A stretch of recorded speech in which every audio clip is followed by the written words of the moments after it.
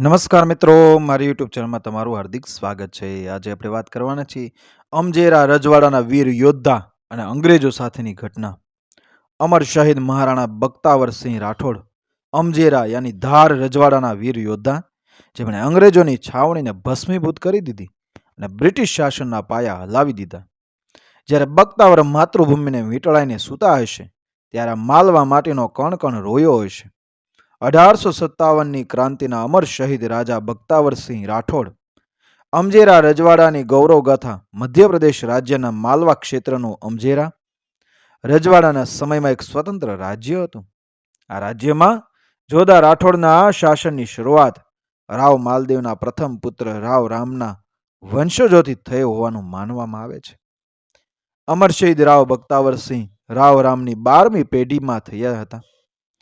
રાવ બખ્તાવરસિંહનો જન્મ 14 ડિસેમ્બર 1824 ઈસવીસનના રોજ રાવ અજીતસિંહજીના ઘરે થયો હતો.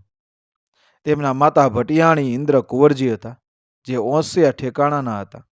રાજા બખ્તાવરસિંહનું સિંહાસનારૂઢ થવું 21 ડિસેમ્બર 1831 ઈસવીસન બુધવારના રોજ થયું હતું.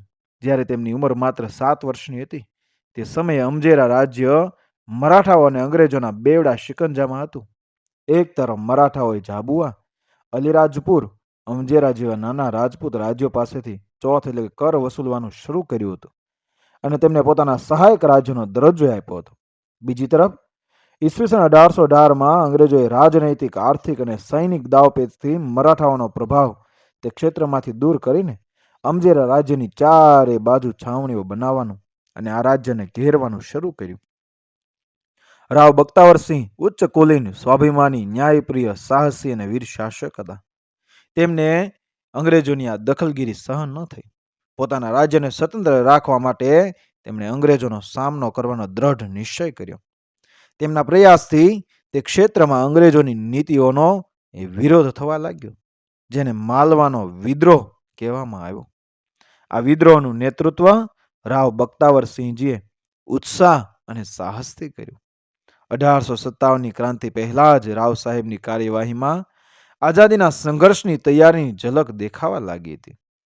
ઈસવીસન 1856ના દશેરા દરબારના સમયે તેમણે પોતાના રાજ્યના જાગીરદારોને નજરાણાના બદલે સૈનિકો અને શસ્ત્રો આપવા વિનંતી કરી હતી. રાજા બખ્તાવરસિંહજીએ ભાવિ ક્રાંતિની તૈયારી માટે જ આવું કર્યું હતું. તેઓ ક્રાંતિના પ્રબળ સમર્થક પહેલેથી જ હતા.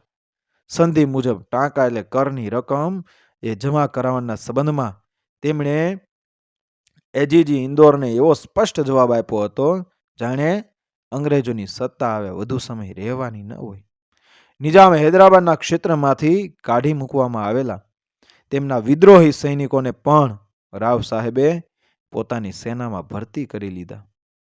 સેનાપતિ કુંવર એ ભવાનીસિંહ રાઠોડને ભોપાવર અને માલવા છાવણી પર આક્રમણનો આદેશ 2 જુલાઈ ઈસવીસન 1857ના રોજ રાજા બખ્તાવરસિંહે પોતાના દિવાન ગુલાબરાયના સંરક્ષણમાં કુંવર ભવાનીસિંહ રાઠોડ એટલે સંદલાના સેનાપતિ પદ હેઠળ રાથી, ઘોડા અને પાયદળ સેના સાથે 2 તોપો આપીને ભોપાવર એજન્સી અને માલવા ભીલ કોપવર્સની છાવણી પર આક્રમણ કરવા મોકલી દીધા.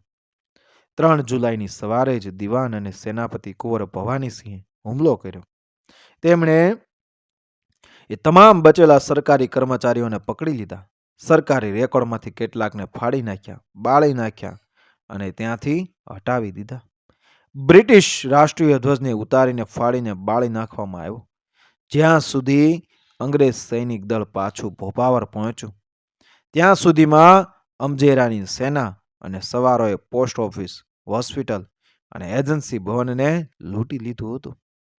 લૂંટેલો માલ હાથીઓ અને બળદગાડાઓ દ્વારા અમજેરા મોકલી દેવાયો. ત્યારબાદ વિજેતાઓએ બ્રિટિશ કંપનીની સત્તા સમાપ્તિની ઘોષણા કરીને આઝાદીનો જશ્ન મનાવ્યો.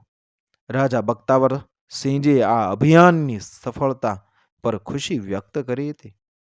અમજેરાની એ ક્રાંતિકારી સેનાએ 10 ઓક્ટોબરે ભોપાવર અને સરદારપુરની છાવણીઓને ધ્વસ્ત કર્યા પછી 16 ઓક્ટોબર 1857ના રોજ માનપુર પર આક્રમણ કર્યું. આ વખતે અંગ્રેજો સંપૂર્ણપણે સજાગ હતા.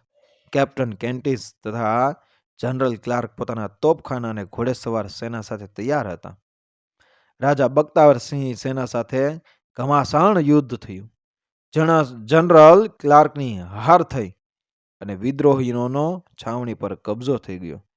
આ જ સમયે અંગ્રેજી સેનાની નવી ટુકડી આવી જતા વિદ્રોહીઓને પાછળ હટવું પડ્યું. ત્યારબાદ રાજા બખ્તાવરસિંહજી અમજેરાના મહેલ છોડીને લાલગઢ નામના કિલ્લામાં ચાલ્યા ગયા. લાલગઢ કિલ્લા પર અંગ્રેજોનું આક્રમણ ધાર પર અધિકાર કરી લીધા પછી કર્નલ ડુરાન્ડનું ધ્યાન અમજેરાના રાજા બખ્તાવરસિંહ તરફ ગયું. અમજેરાની ક્રાંતિ દબાવવા અને લાલગઢનો કિલ્લો જે ક્રાંતિકારીઓનો મજબૂત ગઢ હતો તે જીતવા માટે કેપ્ટન હચિન્સનના સેનાપતિ પદ હેઠળ ફૌજી ટુકડી મોકલવામાં આવી. લાલગઢનો કિલ્લો અમજેરાથી લગભગ 4 કિલોમીટર દક્ષિણ પશ્ચિમમાં આવેલો છે. અંગ્રેજોએ કિલ્લા પર અધિકાર તો કરી લીધો, પરંતુ તેઓ રાજા બખ્તાવરસિંહજીને પકડી ન શક્યા, કારણ કે તેઓ અંગ્રેજોના ઈરાદા જાણીને કિલ્લામાંથી પહેલા જ નીકળીને ગાઢ જંગલોમાં ચાલ્યા ગયા હતા. અંગ્રેજોએ લાલગઢના કિલ્લાને તહસ નહસ કરી નાખ્યો. અંગ્રેજોને કિલ્લામાંથી 4 તોપો અને થોડો દારૂગોળો મળ્યો. 20 વ્યક્તિઓને કિલ્લામાંથી ધરપકડ કરવામાં આવી, પરંતુ અમજેરાના સૈનિકો હાથ ન આવ્યા, કારણ કે તેઓ શાહજાદા ફિરોજ શાહની મદદ માટે મંદસોર ચાલ્યા ગયા હતા. અને ત્યારે પોતાના જ કોઈ વિશ્વાસુએ પકડાયા હતા. રાજા અમજેરા રાવ બખ્તાવરસિંહજીને 11 નવેમ્બર ઈસવીસન 1857ના રોજ રાજા બખ્તાવરસિંહજીને તેમના જ કોઈ વિશ્વાસુ વ્યક્તિએ દગો કરીને લાલગઢ પાસેના જંગલોમાંથી પકડાવી દીધા. હૈદરાબાદ કોન્ટિજેન્ટના ઘોડેસવારોના સુરક્ષામાં તેમને મહુ લઈ જવામાં આવ્યા અને 13 નવેમ્બરની રાત્રે 9 વાગે રાજા સાહેબ પોતાના 12 વિશ્વાસુ સવારો અને 12 હૈદરાબાદ કોન્ટિજેન્ટના ઘોડેસવારો સાથે માવ પહોંચી ગયા. કેપ્ટન હચિન્સન અને ભોપાવર એજન્સીએ રાજા સાહેબ સાથે વાતચીત કરી અને તેમને કોતવાલી મોકલીને હથિયાર વિહીન કરવા તથા સામાન્ય કેદીઓને જેમ રાખવાનો આદેશ આપ્યો. બાદમાં તેમણે મોવરથી ઇન્દોર લઈ જઈને કેદમાં રાખવામાં આવ્યા. રાજા સાહેબને જેલમાં રાખીને પગમાં બેડીઓ પહેરાવી દેવામાં આવી. પહેલા 4 પ્રહર 1-2 સેવકો તેમની સેવામાં રહેતા હતા, પરંતુ તેમના આવવા જવા પર પાબંદી લગાવી દેવામાં આવી. તેમની દરેક સુવિધા પર પ્રતિબંધ મૂકવામાં આવ્યો. રાજા સાહેબના દિવાન અને સેનાપતિ કુંવર ભવાનીસિંહ રાઠોડ સહિત અન્ય 4 વ્યક્તિઓને પહેલા જ ફાંસી આપી દેવામાં આવી. રાજા સાહેબને પણ ગંભીર યાતનાઓ આપવામાં આવવા લાગી હતી, જે પહેલા ક્યારેય જોઈ સાંભળી નહોતી. રાજા સાહેબે પોતાને બચાવવાનો કોઈ પ્રયાસ ન કર્યો. રાજા બખ્તાવરસિંહજીએ પોતાના પર લાગેલા આરોપો માટે ચાલેલા મુકદ્દમામાં પોતાને બચાવવા માટે કોઈ પ્રયાસ ન કર્યો અને ન તો પોતાના પૂર્વજો દ્વારા અંગ્રેજો પ્રત્યેની વફાદારીનું વખાણ કર્યું. દેશભક્તિથી પ્રેરિત થઈને અંત સુધી પોતાની ઉચ્ચ પ્રતિષ્ઠા જાળવી રાખી. આ પ્રમાણ સર્વોચ્ચ અંગ્રેજ અધિકારી એજીજી સેન્ટ્રલ ઇન્ડિયાએ સ્વયં આપ્યું છે. 10 ફેબ્રુઆરી 1858ના રોજ રાજા સાહેબની ફાંસી થઈ. બુધવારના રોજ દિવસ ચઢે સવારે લગભગ 9 વાગે રાજા સાહેબે બખ્તાવરસિંહજીને ઇન્દોરમાં જાહેરમાં ફાંસીના ફંદા પર લટકાવી દેવામાં આવ્યા. તે દિવસે સાંજ સુધી શબ ફાંસીના ફંદા પર ઝૂલતું રહ્યું. જન સમુદાય તેમને જોવા ઉમટી પડ્યો. સાંજે મૃતદેહને ઉતારીને ફાંસીના થાંભલાના સહારે ઊભો કરી દેવામાં આવ્યો. રાજા સાહેબના અંતિમ સંસ્કાર અંગ્રેજ અધિકારીઓના આદેશ મેળવીને રાજા સાહેબના 8-10 સેવકોએ તેમને થાંભલા પરથી ઉતાર્યા, નવડાવ્યા, બીજા કપડાં, પાઘડી, અંગરખા વગેરે પહેરાવીને અર્થી સજાવી અને તેના પર પોતાના સ્વામીના પાર્થિવ શરીરને રાખીને ઉપર દુશાલો ઓઢાડ્યો. પછી 7 સરકારી બરકંદાજો એટલે તોડેદાર બંદૂકધારી સિપાહીઓના પહેરામાં જૂની ઇન્દોરના નાળા પર લાવ્યા. સરકાર તરફથી 2 ગાડી લાકડા રાજા સાહેબના અંતિમ સંસ્કાર માટે આવ્યા. શહીદ રાજા બખ્તાવરસિંહના માતા ભટિયાણી એ ઇન્દ્ર કુંવરજી એટલે કે ઠેકાણું ઓસિયા એ 20 શેર ઘી તથા 1 ગઠરી ચંદનની લાકડી મોકલાવી. શબને ચિતા પર રાખીને રાજપૂતી પરંપરા અનુસાર અંતિમ સંસ્કાર કરવામાં આવ્યા. 57ની ક્રાંતિમાં શહીદ થનાર અનેક અમર બલિદાનીઓના નામ ઇતિહાસના પાના ઉપર એ સુવર્ણાક્ષરોમાં અંકિત છે. માલવા ક્ષેત્રના અમર શહીદ રાવ બખ્તાવરસિંહ અને કુંવર ભવાનીસિંહ રાઠોડના દળે આ ક્રાંતિનું નેતૃત્વ કરીને પોતાના વંશાનુગત સાહસ અને ઉદાત્ત ચરિત્રનો પરિચય આપ્યો. એમણે અંગ્રેજોની ગુલામી સ્વીકારી નહોતી, પરંતુ હસતા હસતા મૃત્યુને ગળે લગાવી.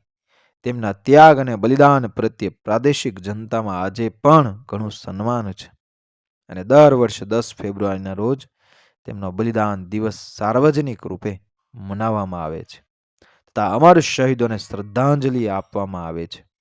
1857ના પ્રથમ સ્વાતંત્ર્ય સંગ્રામમાં માલવામાં ક્રાંતિનો દીપ પ્રગટાવીને પોતાનું સર્વસ્વ ન્યોછાવર કરી દેનાર અમર શહીદ મહારાવ બખ્તાવરસિંહજી રાજા અમજેરા અને તેમની સાથે શહીદ થનાર દિવાન અને ગુલાબરાય, મુખ્ય સચિવ બશીરુલ્લાહ ખા, સેનાપતિ કુંવર ભવાનીસિંહ રાઠોડ સંદલા, કામદાર મોહનલાલ સડાવદ, પટવારી સલુકરાય, મુનશી નસરુલ્લાહ ખા, વકીલ ચિમન રોય, સેવક મનશારામ, ફકીર નગડાવાદક તે તમામ અજ્ઞાત શહીદો જેમણે માતૃવેદી પર પોતાના શીશ ચઢાવી દીધા ના ચરણોમાં સાદર નમન કરું છું. જય હિન્દ મિત્રો. વિડીયો પસંદ આવ્યો મારી ચેનલ સબસ્ક્રાઈબ કરો, ફોલો કરો, શેર કરો. મળી આવી જ ઘટનાને પ્રેરણાદાયક વાર્તાઓ સાથે આપણને આગળના વિડીયો બન્યા રહેજો મારી ચેનલ સાથે. જય શ્રી કૃષ્ણ. રાધે રાધે. જય હિન્દ. જય ભારત.